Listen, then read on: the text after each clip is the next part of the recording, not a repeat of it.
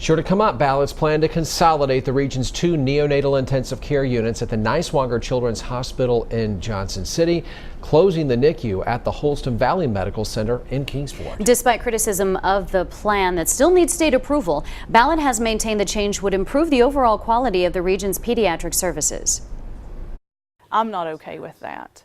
I'm not okay with compromising quality and safety at any level. And unless you have volumes to sustain it, unless you have physicians there to support it, then it's not the level of service that we should have at those facilities.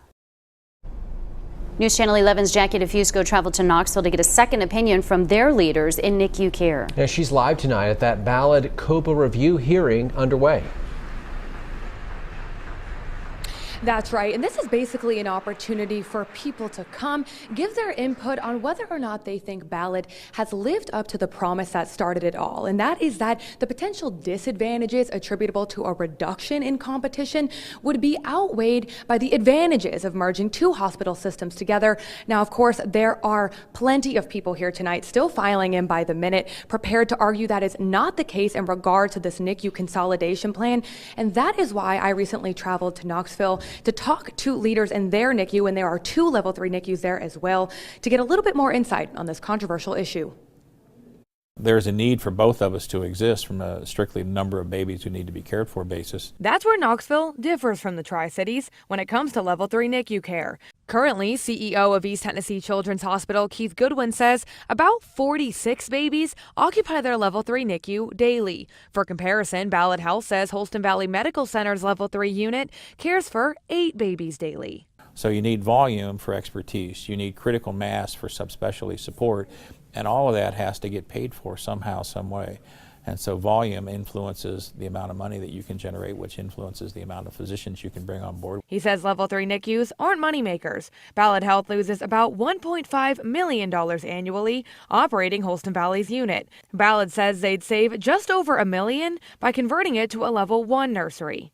If you have a very low census, it's going to be very expensive because the infrastructure costs are going to be, to some degree, the same whether you see 5 patients or 25 patients. But if for 5 patients, you're going to have trouble recruiting the subspecialists. A struggle Ballot has acknowledged while trying to staff 2 separate facilities. That's in part why about 5 to 10 babies a year are transported to Knoxville from the Tri-Cities for specialty intervention. But if Ballot expands their pediatric subspecialties at Niswonger Children's Hospital as promised, of the 5 or 10 who come, I would say the majority of those would probably end up being able to stay up there. Absolutely.